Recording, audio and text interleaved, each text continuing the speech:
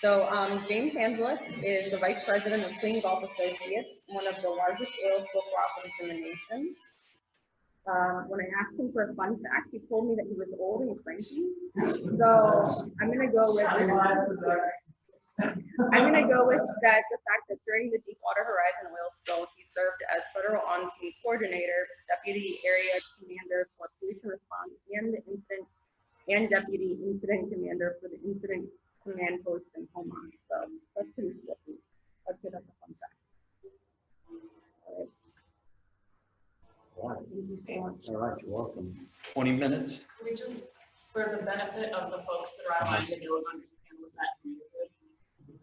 Oh yeah, the noise that you're hearing are carpenter ants outside the room and termites. All right. Okay, my name is James Hanzalik.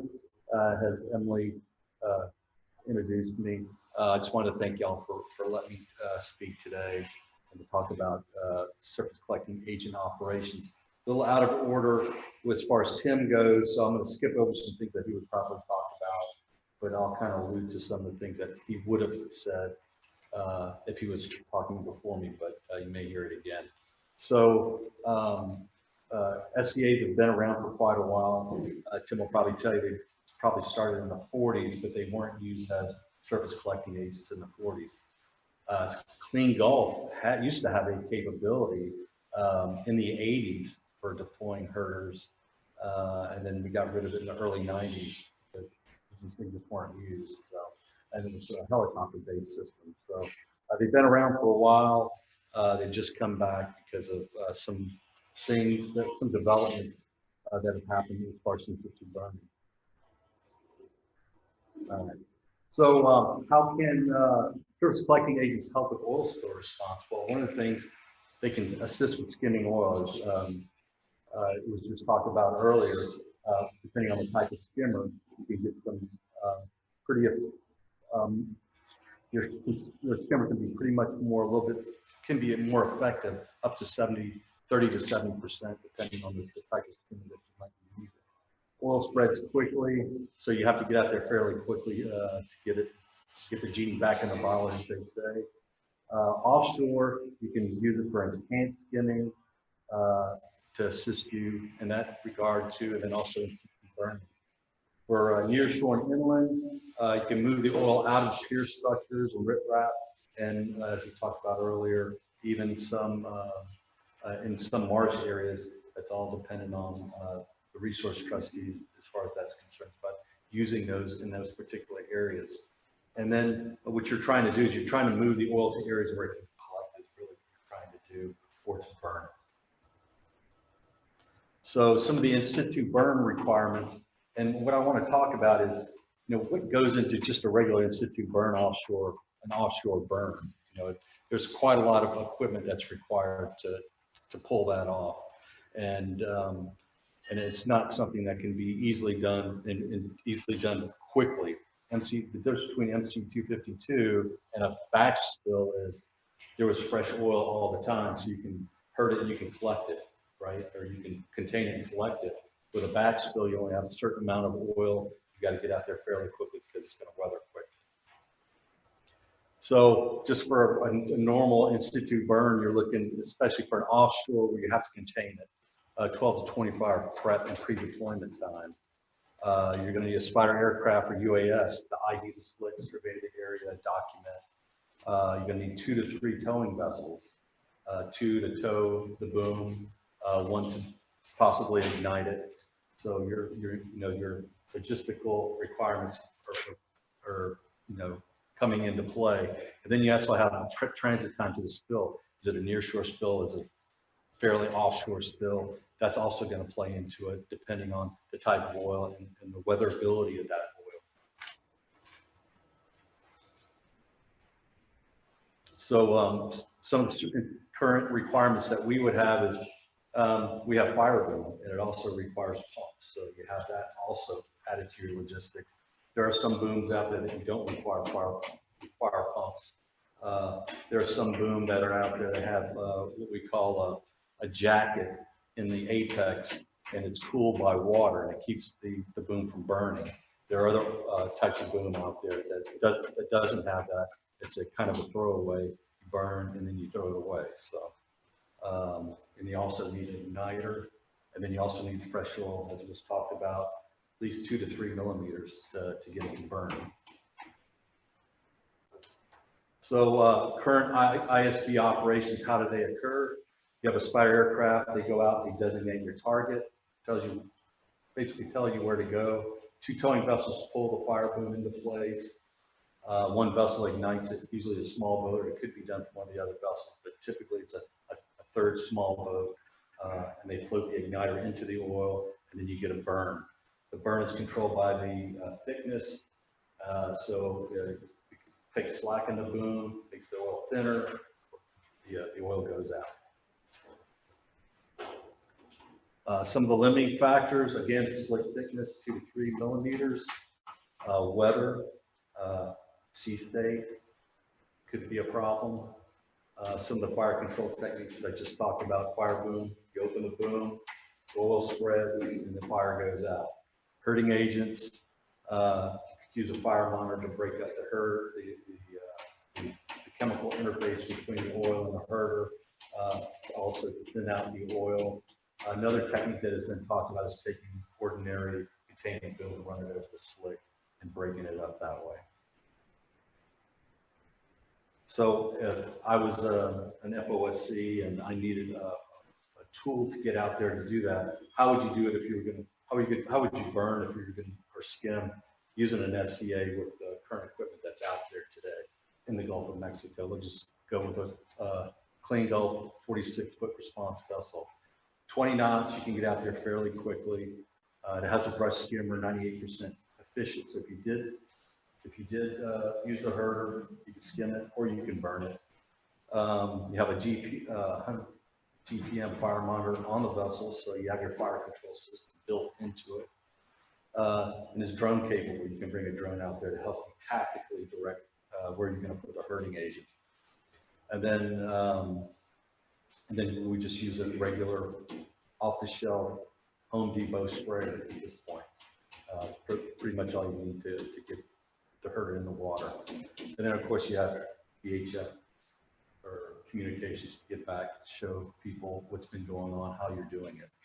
And then of course you're going to need an igniter. So all these things are pretty much in that full 46-foot package. Now, if you go to offshore, farther offshore, you have a 95-foot response vessel, pretty much the same capabilities, you know, high speed, brush skimmer, drone, voice communications. The addition on the 95-footers, we have the IR camera on there, so you can kind of monitor oil thickness, and you can also monitor heat as far as the burns. Is it burning? Is it not burning? What's the heat that you're getting off that particular burn? And then we've been using these IR cameras for about the last, actually now, about 7 years now.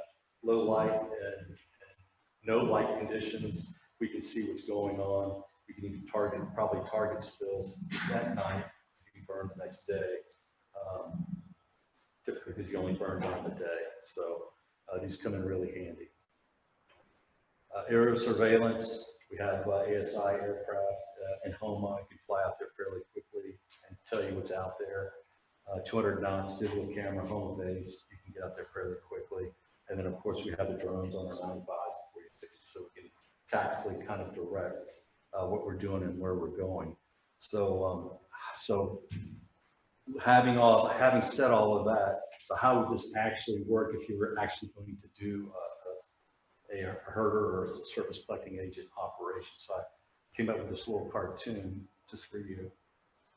Actually, I did it for another thing, but you have the wind blowing in a certain direction. You're going to have your 46 or 95-foot vessel coming on scene. You got your drone. You're going to take your drone and you're going to fly it, get an area around that particular slick, so you can see what area you need to actually herd. You move your vessel into place, and then once you apply the herder, actually I did it too fast, the boat actually goes around the slick first. then you ignite it and you burn it. Now, in the event that you're in an area that you can't burn, you can easily use your skimmers and skim. So you have two options with the herding agent or the surface collecting agent. Right now, we only have 1 gallon of this herder available. We've ordered 10 gallons for a test for Venice or Leeville. If it should come about, if we have a spill of opportunity, we would be in a position to actually carry out a burn, so, or a removal with the skimmer. Some of the things that are out there, you can, in the future, if this becomes a viable tool, you can put booms on your vessel to actually spray the herder from your vessel. You can have an air deployable system similar to what we had in the 80s. Where you fly a helicopter out and you spray the herder, and you actually ignite it from the helicopter. Tim will talk about this autonomous jet ski. It has a tank for the herder, igniter, air monitoring capability on it, and then you launch this jet ski and goes 50 miles an hour out there. And, it does it all. So he'll talk about that a little bit more. So I'm not going to get too much detail with that. There's a little copy of the jet ski. So, so can we just get out there and just put the herder down and go to town? That was true.